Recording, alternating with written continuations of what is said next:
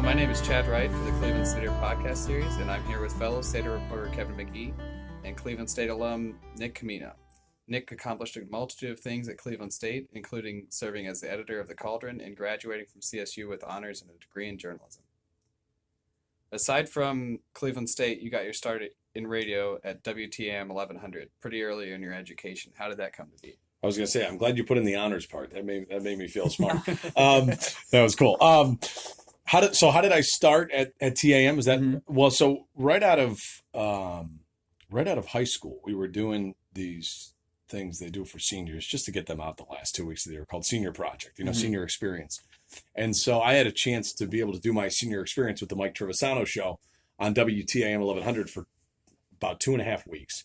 And just tried to, during that time, just kind of be a go-getter. I was set to go to Bowling Green. I was going to go to BGSU for college, and had a chance to work at TAM, as I said before that, though. So as soon as I was getting ready to get off to college, Mike's producer at the time, Triv's producer, Marty Allen, ended up calling me and said, "Hey, you did a real nice job here. We'd like to offer you a part-time job." And so I told my parents about it, and they were like, "Well, you could do one of two things. You can either just tell them no and go to BG, or you can maybe just apply to Cleveland State quickly and try to, work while going to college. What you would be doing at WTAM would be what a lot of kids would want to do right out of college. So you'd be kind of ahead of the game." So I thought about it a little bit. I said, all right, let's just apply to CSU, got into Cleveland State, and really the rest was kind of history. I ended up loving CSU. And got to work at WTAM while I was at CSU, and really turned that into the career that I have right now. So, and you've done a little bit of TV in the past with Channel 19, but recently you started at WKYC. Yeah. How excited were you when you got the news, and what have the first few days been like? Oh man, exciting! These are the first couple days, and have not anchored or reported yet for Channel 3 yet, but it was part of their opening day special at Progressive Field on Monday. So WKYC is, in my opinion, one of the best stations in town. It's mad respect, the NBC affiliate in Cleveland. It's just it's a big deal. And so leaving radio is a little bit bittersweet. This is a place that I've called home for 12 years now. But having a chance to go work with an all-star team and work with a guy like Jim Donovan and just an all-star cast that they have there, it's gonna be phenomenal. So it's a big deal.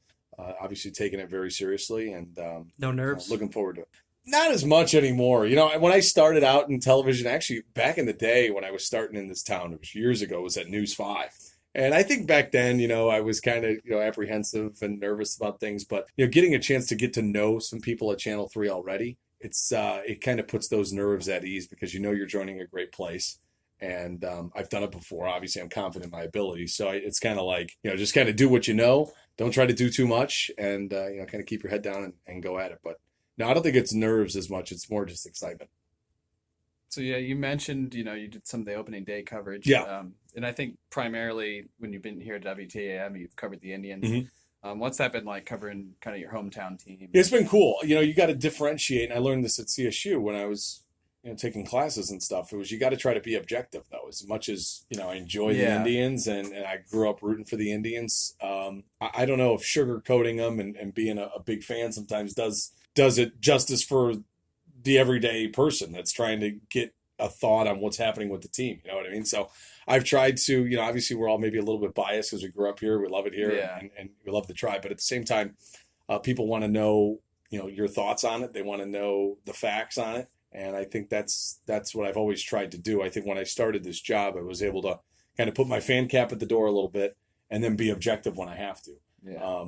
And so, but to be able to cover the team that you grew up rooting for, and I remember the World Series runs in '95 and '97. It's like, it's pretty cool when you step back and really think about it. I hate to ask this question because it's April 3rd. All right. But as the team season starts and you consider the past Indian teams that you've seen, how do you gauge their ability to compete early on? So I think that obviously they're off to a little bit of a slow start, but I think that the division that they play in is allowing them to do what they want to do. What they're trying to do is cut payroll, because they've spent a lot of money over the last couple of years. They're trying to cut some payroll. They want to make sure that they can maximize their window of opportunity. I think a lot of people in baseball feel like if you are in this for, if you have a window and it's open for 4 or 5 years to go compete, that's great. But at some point, you're going to have to rebuild it in this type of market. New York's not doing that. Chicago's not doing that. Boston's not doing that. Los Angeles. But in this type of market, you have to do that every once in a while. I think what the Indians are trying to do is compete while trying to rebuild and retool. And it's hard to do. They're trying to thread the needle. But the thing I'll fall back on is they've got tremendous starting pitching, and they play in this weak division. So I think that they'll have a chance to win their 4th consecutive division title and ultimately try to go win a World Series. But, they've got the longest drought in baseball now for World Series, 71 years. So history is not on their side right now, and hopefully they can change that.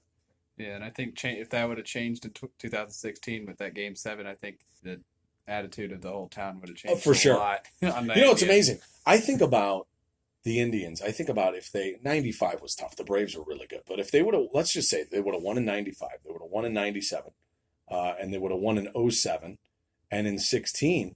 I mean, I feel like the way we look at the Indians would be completely different. It would be like, because a lot of people bring up to me all the time, they're like, oh, the St. Louis Cardinals are in a similar market. And St. Louis, I feel like, is the one market that's like the outlier. I mean, it is amazing. It's a total baseball town, and they have the 2nd most World Series in baseball history. But it's just like different there because, here you've got the 3 sports teams. We know the heavy emphasis on the Browns all the time, too. So it's like, I think sometimes the Indians are fighting an uphill battle. And if some of those World Series would have gone their way, I just think, the perception would be different, not only locally, but nationally. Yeah, so we figured we'd save the Cleveland State stuff for last. Okay. Because that's there's good. So much we can ask you about. Looking at your time at Cleveland State, how did it set you up for the future? So it gave me the ability to work in a market that I've always wanted to work in. I don't know if I still have the pipe dream or not to be able to, go to New York or Chicago, a big market or a national thing, but to be able to work in my hometown where I was born and raised and cover the teams that I do and be here, met my wife here. It's like to do those things. It was cool that I didn't have to go away to do all that. I was able to commute. Yeah, I know CSU's done a great job now with being able to stay in the dorms, and you guys stay in the dorms there. It's a great chance to be able to have that on-campus feel. But I had a great time commuting. I had a lot of friends that went to school around here, Akron, Toledo, Kent State, that I was in touch with. So I was able to have the on-campus feel, even though I wasn't living there. And I think that it's as good an education as you're going to find, in the country. I really think CSU's done a really nice job of, getting, top flight instructors and professors and people that have been there for years. And, people know CSU nationally. When you mention, I went to Cleveland State, I mean, people know that name. It's not like that's some local college now. So it's cool that, I could go there, enjoy it, and get the recognition for it. And I think it's as good an education as you can get anywhere. And it's changed quite a bit since you've been there, as you mentioned with the dorms and stuff. But have you been down to see some of the changes that have been made? Yeah, it's amazing. And that was the thing. They always said that they wanted to make it like Viking Village. They wanted to make it. They've always. I feel like Cleveland State has always battled the being in the city.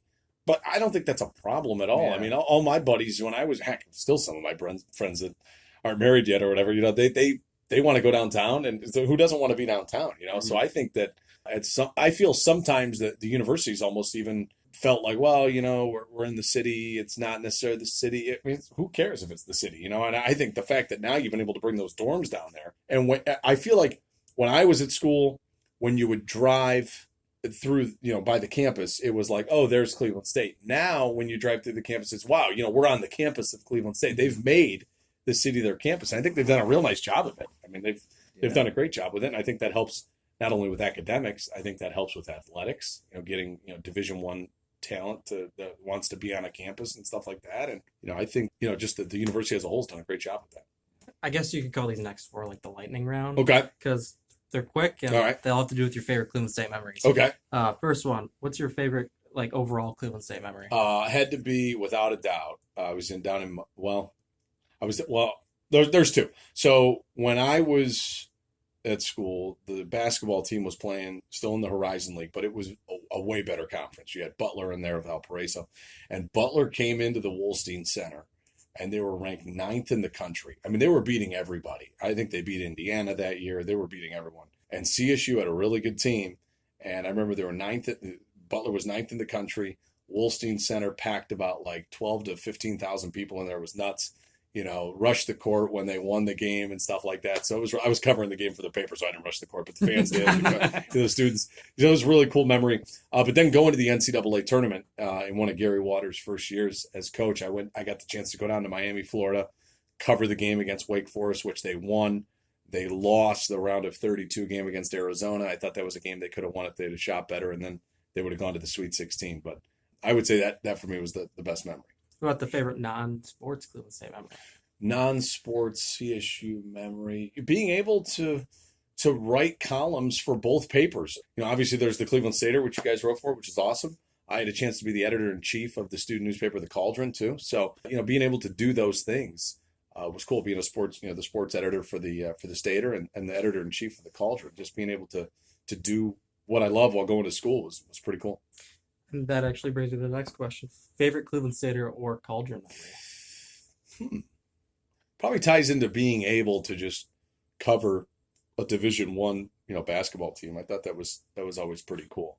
I've got a wrestling background too, so I did some stuff with the wrestling team. They have a D1 program, which I was great. I was happy that it went back. They were going to get rid of it. They got it back, so that's cool. The Division I soccer team. I mean, the cool thing was being able to just cover Division I athletics. I mean, they were playing teams from the Big Ten and the Big 12 and the Pac-12. I mean, it's like Cleveland State is right there playing, these big programs. That was always cool for me, being able to. I remember my freshman year, the basketball team hosted George Mason, and it was like a year or two after George Mason with Jim Larinaga went to the Final Four, and it was like, wow, this is pretty cool. It was like a big deal for me. So that was those were probably it. Chad and I were kind of wrestling, trying to decide whether or not to include this question because she might dock our grade for it. But do you have a favorite Betty Clapp memory? Oh, wow. Well, instructed me in our I don't know what year I was there. It might have been a junior, but it was a summer class. So those classes were always a little bit more accelerated, so it was difficult. But I remember just being, right to the point, it was a straight shooter, right? Yep. Betty Clapp, she was straight shooter, no BS. And I remember, though, was grateful for her because she really taught us it all when it came to newspapers. And when you think about like layout and things like that, that was something I never thought of. You know what I mean? And now, I don't know what programs there. I think at the time we were using like Adobe PageMaker or something like that. I don't know what they use now, but it was like, wow, this is the real process of what journalism is all about. So, Betty Clapp and Professor Anup Kumar. I mean, those guys, they helped us a ton, and I can't thank them enough for helping me get to where I did because they know their stuff, and it's part of what makes CSU so great. That should help the grade. I think that would help your grade. Right? Hopefully, I hope so. Yeah, and we didn't have to lie either, so it'll help the grade there. All right. Well, we appreciate you taking the time to sit down with us, Nick. Absolutely. And we wish you luck at WKYC and beyond. I appreciate it. I wish you guys the best of luck too. And, any advice I could give, just, keep working hard and the opportunities will come to you. Just keep doing what you're doing. For sure. Absolutely. All right, guys. This is Chad Wright and Kevin McGhee for the Cleveland Stater podcast series signing off.